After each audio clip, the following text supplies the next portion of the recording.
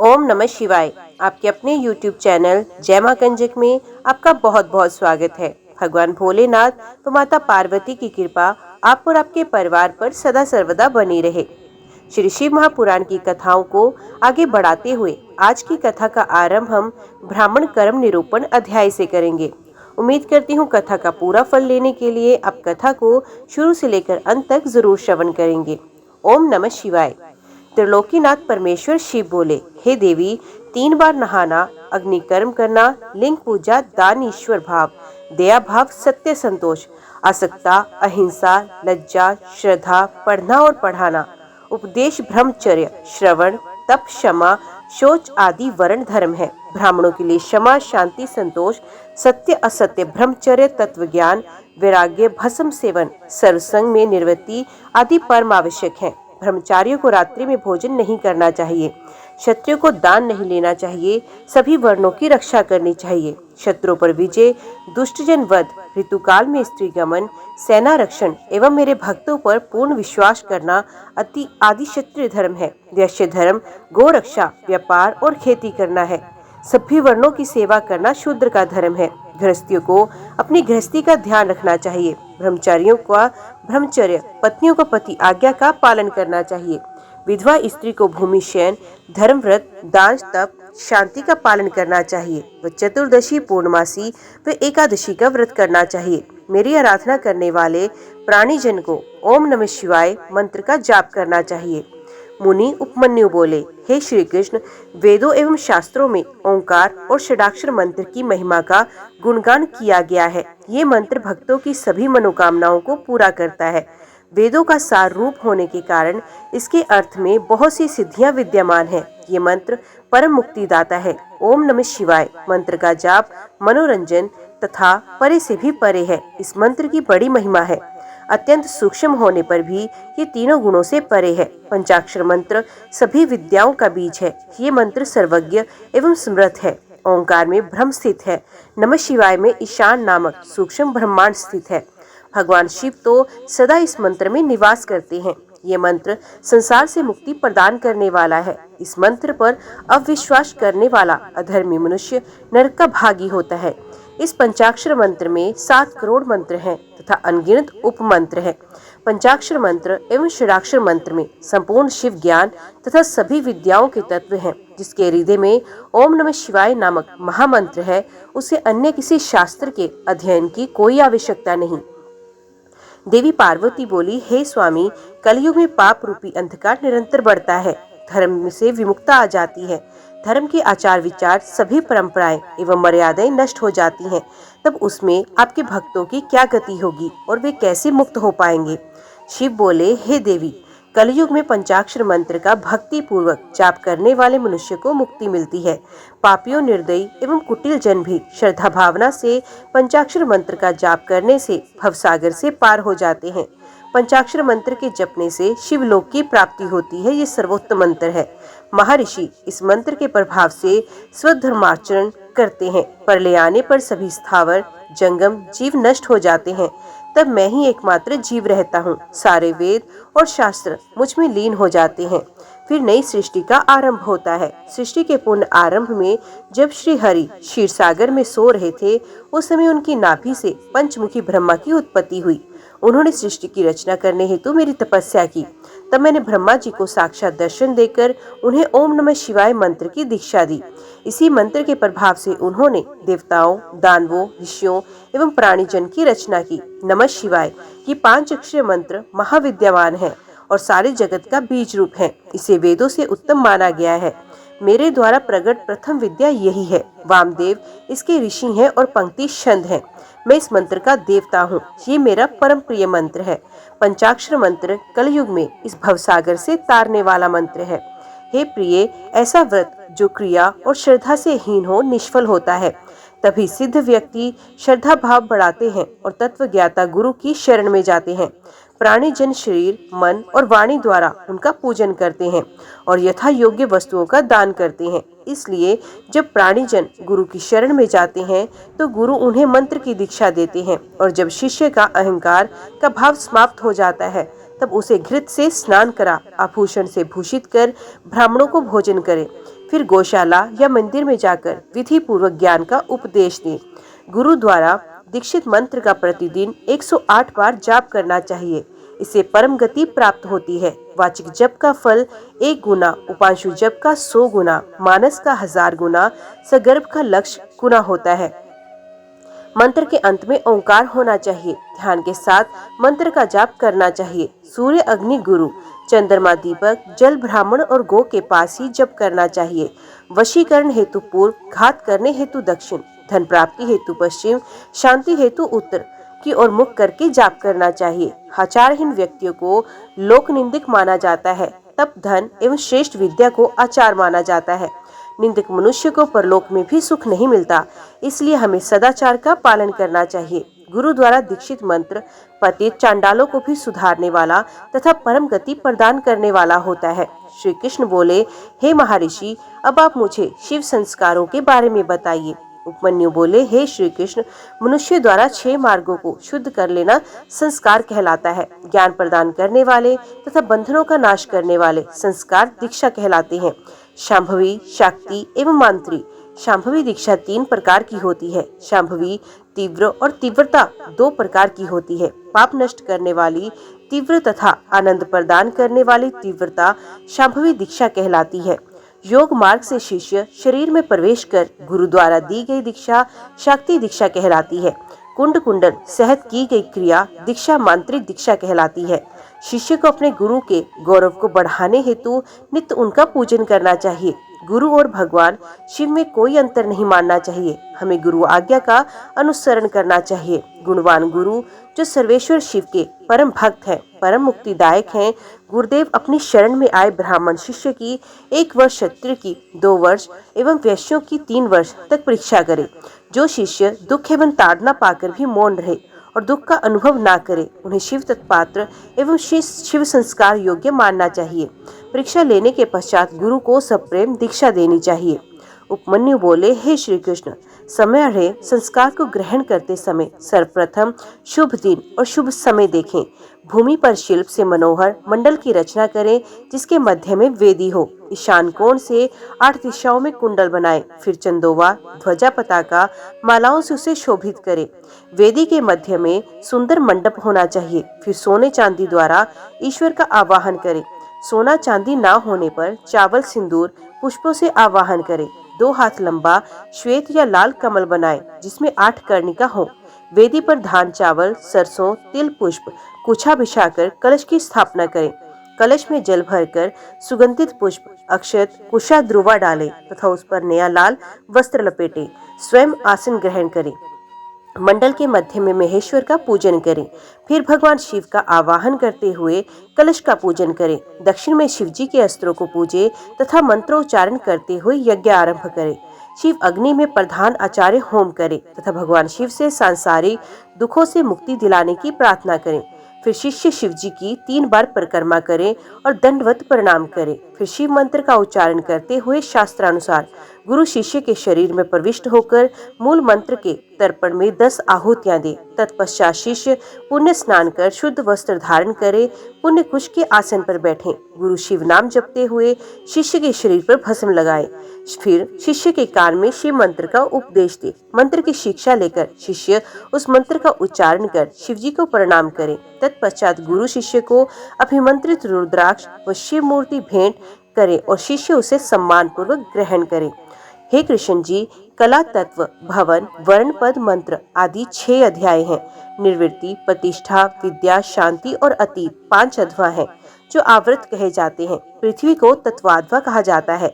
त्रिलोकीनाथ भगवान शिव तो तत्व सहायक हैं, उन्हें तत्वों की गणना करना असंभव है। अभिमंत्रित रुद्राक्ष भेंट करने के बाद गुरु को शिष्य सहित मंडल में जाकर शिव पूजन करना चाहिए। 4 सेर चावलों की खीर बनाकर आधी खीर भगवान शिव को अर्पित कर देनी चाहिए। फिर नकार, मकार आदि 5 कलशों पर 5 वरण धारण कराएं। मध्य में ईशान, पूरब में पुरुष, दक्षिण में अघोर, पश्चिम में सद्योजात, उत्तर में वामदेव को स्थापित करें। कलशों को प्रोक्षित कर हवन आरंभ करें। फिर आधी खीर को होम कर दें, बाकी को प्रसाद समझकर ग्रहण करें। तर्पण कृत्य कर्म पर पूर्ण आहुति दे। ओम नमः शिवाय से प्रदीपन कर 3 आहुतियां दे। कन्या द्वारा काटे गए सूत को अभिमंत्रित कर शिष्य की शिखा में बांध दें और पूजन करें। भगवान शिव का ध्यान और पंचाक्षर मंत्र का जप करते हुए शिष्य रात्रि को सोए और रात्रि में जो स्वप्न दिखे उसे विस्तार पूर्वक अपने गुरु को बताए। हे श्री कृष्ण, तत्पश्चात आचार्य की आज्ञा से स्नान कर नित्य कर्म कर ध्यान लगाकर हाथ जोड़कर वहां से प्रस्थान करे। पुष्प अर्चन और शिव नाम का उच्चारण करते हुए मंडल में जाकर ईशान देव का पूजन करे, अग्नि होम करे। फिर आहुतियां डालकर वागीश्वरी का पूजन कर वागीश को प्रणाम कर मंडल में देवता का पूजन करे। गुरुदेव शिष्य को मंत्रों द्वारा शुद्ध करे। फिर पूर्ण आहुति देकर ब्राह्मण का पूजन करे। 3 आहुतियां डालकर भगवान शिव का स्मरण करे। तत्पश्चात नील रुद्र, वागीश्वरी, तेजस्विनी शिव शक्ति का चिंतन करे। फिर गुरु कैंची का प्रोक्षण कर शिष्य की शिखा छेदन करे। फिर उसे गोबर में स्थापित कर अग्नि में होम कर दे। मंडल में विराजमान भगवान शिव और देवी पार्वती का ध्यान करते हुए उनसे प्रार्थना करते हुए, हे देवादिदेव कृपा निधान, आपकी परम कृपा से ही षड्ध्वज का शोधन हुआ है और इसे अव्यय धाम की प्राप्ति हो। आप नाड़ी संधान के साथ पंचभूतों की शुद्धि करें। फिर 3 आहुतियां डालते हुए अणिमा का निरूपण करें। तत्पश्चात त्रिलोकीनाथ भगवान शिव और देवी जगदम्बा का पूजन कर अपने पुण्य कार्य को सफल करने की प्रार्थना करें। हे श्री कृष्ण, मंडप के मध्य में भगवान शिव का पूजन करके कहाँ वह कलश की स्थापना करें। फिर हवन करें। हवन करने हेतु शिष्य को सिर खोले हुए मंडप में बैठा दे। उसके पश्चात 100 आहुतियों का हवन करने के बाद सुगंधित पुष्प मिले जल से अभिषेक करें। शिष्य को देवादिदेव भगवान शिव संबंधी विद्या प्रदान करें। तत्पश्चात शिष्य को साधन करने की रीति बताएं। साधन उपदेश को शिष्य ग्रहण करके गुरुदेव के सामने ही मंत्रों का उच्चारण करे। इस प्रकार विधि विधान से भक्ति पूर्वक आराधना पूर्ण करने के पश्चात खीर का प्रसाद अर्पण करें और दंडवत प्रणाम करें। तत्पश्चात आसन पर बैठकर भगवान शिव का स्मरण करते हुए ध्यान लगाकर दीक्षित मंत्र का जाप करना आरंभ कर दें। इस मंत्र के 1 करोड़ अथवा सामर्थ्य अनुसार जप करें। इस प्रकार इस मंत्र का उपदेश देने वाले गुरु और उपदेश पाने वाले शिष्य के लिए इस लोक और परलोक में कुछ भी ऐसा नहीं जिसे प्राप्त ना किया जा सके। हे कृष्ण जी, जब शिष्य दीक्षित मंत्र को साध ले तब उसे पाशुपति व्रत धारण कराएं। फिर उसे अभिषेक करने के लिए आसन पर बैठा दें। पंच कलाओं से पूर्ण कलश स्थापित कर भगवान शिव का पूजन करें। मध्य के कलश के जल से शिष्य का अभिषेक करें। फिर देवादिदेव भगवान शिव को सुंदर वस्त्र एवं आभूषणों से सुशोभित कर शिव मंडल में आराधना करनी आरंभ करें। 108 आहुतियां डालकर हवन संपन्न करें। फिर शिव जी की मूर्ति को वहां से उठा ले शिव घट तथा अग्नि का पूजन और आराधना करें। फिर अश्वशोधन की क्रियाएं पूर्ण करें। भगवान शिव में असीम श्रद्धा और भक्ति भाव रखने वाले और शिव शास्त्रों को जानने वाले विद्वान और ज्ञानी ही शिव मंत्र को दुर्लभ समझते हैं, इसलिए शक्ति संस्कार कर निरूपण करते हैं। श्री कृष्ण बोले, हे महर्षि, अब आप मुझे कर्मकर्ता पुरुषों के नित्य कर्मों के बारे में बताइए। तब मुनिवर उपमन्यु बोले, हे श्री कृष्ण, सत्पुरुषों को प्रातः काल ब्रह्म मुहूर्त में उठना चाहिए। उठकर सर्वप्रथम भगवान शिव और देवी पार्वती का ध्यान करें। अरुण उदय होने पर घर से बाहर शौच से निवृत्त होकर स्नान करें। फिर आचमन कर स्वच्छ वस्त्र धारण करें। 3 मंडलों की रचना कर भगवान शिव के मंत्रों का जाप करना शुरू करें। घुटनों के बल बैठकर शिव जी को प्रणाम करके अर्घ्य दें। अर्घ्य देने के लिए जल में कुश डालें। फिर शरीर पर भस्म धारण करें। मस्तक, छाती और दोनों भुजाओं पर त्रिपुंड धारण करें। तत्पश्चात गले और कानों, हाथों में रुद्राक्ष धारण करें। ब्राह्मणों को सफेद, लाल, पीत रंगीन नए वस्त्र धारण कराएं।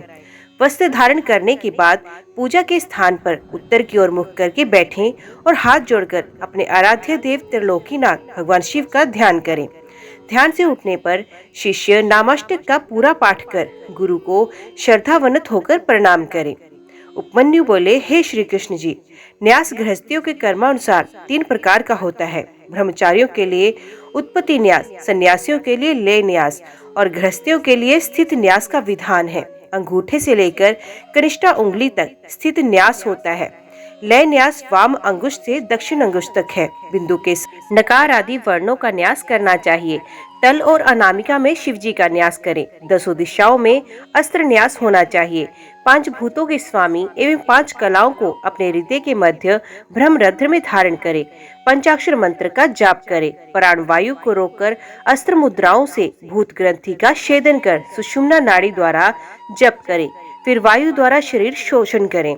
फिर कलाओं का संहार करें। दूध कलाओं का स्पर्श कर अमृत द्वारा सिक्त कर शरीर को उचित स्थान पर स्थापित करें। तत्पश्चात भौतिक शरीर को भस्म द्वारा स्नान कराएं। हृदय में स्थित भगवान शिव का ध्यान करते हुए अमृत वर्षा से विद्यात्मक देह को सींचे। अपने शरीर को शुद्ध करके शिव तत्व प्राप्त कर ईश्वर का पूजन करें। मातृ न्यास, ब्रह्म न्यास, परण न्यास और हंस न्यास करें। हकार हृदय से सकार भ्रुकुटी मध्य में 50 वर्ण रुद्रमार्ग के द्वारा न्यास करें। विक्रमश, अघोर, वामदेव, प्रणाम, हंस न्यास पंचाक्षरी मंत्र का न्यास करें। भगवान शिव का परम भक्त और शिव पूजन और ध्यान करने वाला मनुष्य संसार सागर से पार हो जाता है। इसी के द्वारा मोक्ष की प्राप्ति होती है। कृष्ण जी अंग न्यास आदि कार्यों को पूरा करें। फिर अपने मन द्वारा पूजन सामग्री की कल्पना करें। सामग्री को जुटाकर उससे विधि पूर्वक विघ्न विनाशक श्री गणेश का पूजन करें। दक्षिण तथा उत्तर में क्रमश नंदी एवं सुभद्रा का पूजन करें। कमल के सुंदर और कोमल आसन पर त्रिलोकीनाथ भगवान शिव व देवी पार्वती को उस पर स्थापित करें।